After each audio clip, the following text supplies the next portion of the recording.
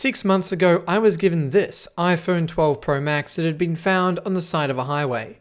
It was badly smashed on the front and had 2 cracked camera lenses. Even though it was abandoned, I was able to track down its original owner through the SIM card. We texted, called, and even went as far as contacting a place he used to work. But after 6 months, he didn't get back. He must have really hated this phone to have thrown it out a window at 100 kilometers an hour. Having made all the attempts to return it and waiting a considerable amount of time, it's clear it was abandoned on purpose. So what else can I do? Well, I might as well try and fix it. While the screen is dead, I did manage to erase it, and since finding the phone, iCloud has been switched off, so it activates fine, leaving some glimmer of hope for this poor phone. Once the 2 bottom screws are removed, I can pry up the obliterated display. I have opened up this phone before, but had forgotten just how bad it really is. In case you didn't see the original video, the phone had been left abandoned for several days on the side of the road. I know this as the person who picked it up said he initially saw it a few days prior and didn't stop. As such, the insides have filled with water and mud, leaving small amounts of rust over several screws. Most of this will have entered from the 2 cracked camera lenses. While we already know this phone powers up, we don't know whether it has any other hardware issues. So before attempting anything else, I want to test a new display on the phone to make sure it can output an image. If it can, it means we can further test the phone to determine whether there's any other issues we need to fix besides the obvious. For our new display, I'll be using a best quality aftermarket soft OLED display. I haven't gone for a OEM or refurbished display as the cost is too great. I don't want to take that much of a gamble with this damaged phone. After plugging in the charger, we get our first positive sign. The phone lights up. Upon boot, the Apple logo turns to a black screen. What I thought was the phone shutting itself off was actually just the phone setting itself to 0% brightness, with a quick flash of normal brightness levels after a press of the power button. I'm really hoping this isn't some logic board issue. But it wouldn't be an iPhone repair without a few error messages, one for Face ID and the camera's not being genuine. But more importantly, the screen brightness still isn't working. Even worse is I've now found a new error message, one I've never seen before. An Apple Pay issue has been detected. What does it mean? We'll have to figure that out later, but first we'll need to fix this screen brightness issue. I gave the phone a reboot to see if that would fix the issue. It boots on full brightness until reaching the lock screen where all brightness control is lost. One thing I believe the issue could be is a result of not attaching the earpiece cable. This houses the light sensor for adjusting screen brightness. Because I was still testing, I attached the sensor cable without removing it from the old screen. And this fixed the issue. We now have an iPhone 12 Pro Max with a working display. But 2 out of the 3 rear cameras don't work. Sound works, but not vibration. Face ID says it's detected a problem and has disabled itself. And we have a nice long list of unknown parts and issues listed in settings. The phone is going to take quite a bit of work to get back into a usable state. It might not end up perfect, but if we can save it, I'll be happy. Down at the charge port, I'm going to replace the dead vibration motor. The first step, of course, being to remove the layer of dirt on top of everything. That's going to be a common theme as we progress with this repair. I want to make the internals look more presentable. We need to take care when removing the rusty screws as they have a high chance of stripping if you don't apply enough downward force on the screw when you remove it. With the vibration motor out, it's time for a clean underneath before it's out with the old and in with the new.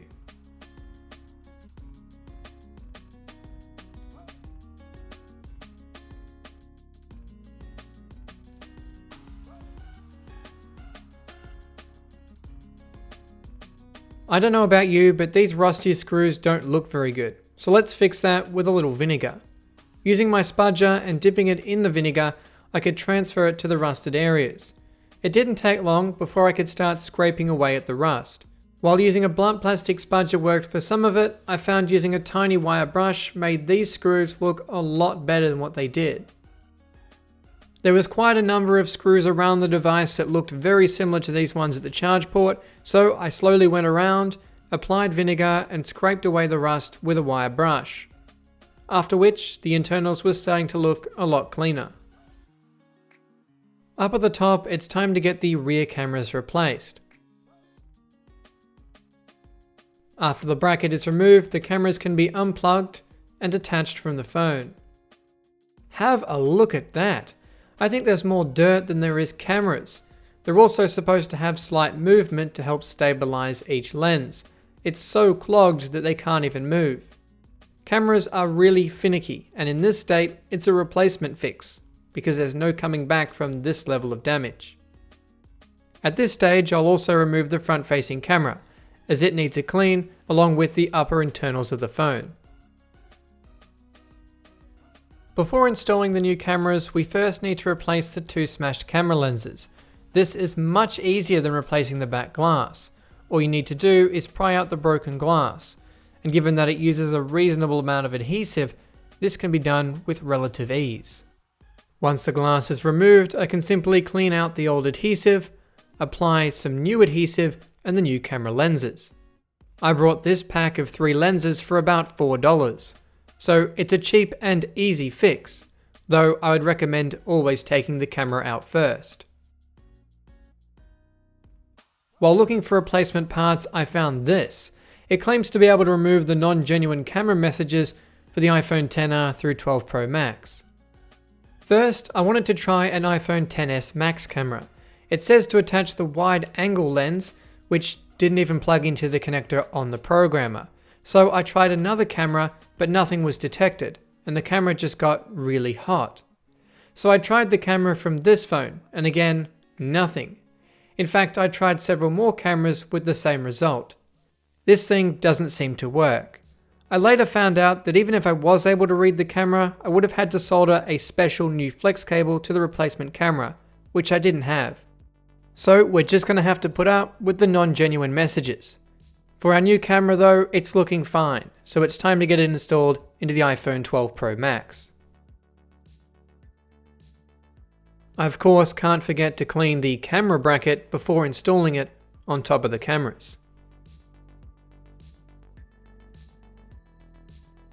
The Face ID module in this iPhone, according to the phone itself, is faulty, but as Apple are the only ones able to replace it, there's nothing I can do but clean it up and hope for the best, as any replacements will cause issues and still won't work, as it's encrypted and programmed to the phone. But Face ID is also connected with the earpiece cable. If one or the other doesn't work or is replaced, Face ID is lost. As part of any iPhone 12 screen replacement, you must transfer the earpiece cable to the new display panel. Using some heat from a heat plate can help aid its removal. This cable happens to have some corrosion and may be one of the reasons Face ID doesn't work, but again, as it's paired to the phone, I can't replace it even if I wanted to. This is because a replacement still wouldn't bring back our Face ID, so as long as the earpiece and proximity sensor works, I might as well just keep the water damaged unit. For our new display panel, I'll be using this aftermarket soft OLED panel, which will give us the best quality without having to spring out for a genuine screen, which is several $100s more expensive. This screen was under $100. So for a water damaged phone that's never going to be quite perfect, I think I picked the perfect option. It's time to test fit our display and give the phone a good test to make sure our new replacement parts are functional and there's no other issues with our iPhone 12 Pro Max. Powering up the phone, we can see we've got display brightness, the cameras are working, and same with the vibration motor. So with our phone working, it's time to get it sealed up. I'll first need to remove all the old adhesive around the perimeter. This is by far the hardest and most time-consuming step of the entire repair. It was so stuck I even tried adhesive remover, however it just turned it into a gooey mess. Eventually I was able to pick up the adhesive and remove it in my usual fashion by rolling it around my tweezers. Once clean, I could attach the new seal. If you look closely, this is actually a seal for an iPhone 14 Pro Max. I'm putting this on as the seal I purchased for this iPhone 12 was cancelled. It fits perfectly fine with only one small modification needed to the top. Before we get the screen installed, I think it's time for a good comparison on how we found the internals and what they look like now. Quite a big difference. It's hard to believe this is the same phone. With that, it's now time to get the display attached for the final time.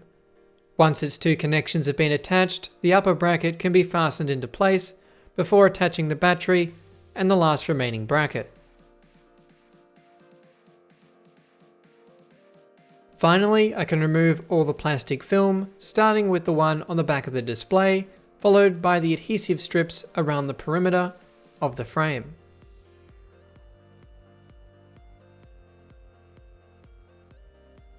Now the display can be pressed into the frame, sealing the two halves together. After installing the two pentalobe screws into the bottom of the iPhone 12 Pro Max, the last thing we need to do is remove the plastic protective film. And we're done. So this is it, an abandoned iPhone 12 Pro Max that has been resurrected from the dead. I truly didn't think this phone would still be working after all the damage it sustained, but I was proven wrong. That being said, the phone isn't perfect. The Face ID error cannot be fixed, and there's a logic board issue affecting the use of Apple Pay. But those are issues that, while affect functionality, don't prevent the phone from being used, meaning we've successfully saved this phone from becoming e-waste. And on that note, this has been a Hugh Jeffreys video. If you like what you saw, consider subscribing and check out the phone restoration playlist for more videos just like this one. And if you're looking for any used devices, be sure to check out my online store, link for which is down in the description. That's all for this video, and I'll catch you guys next time.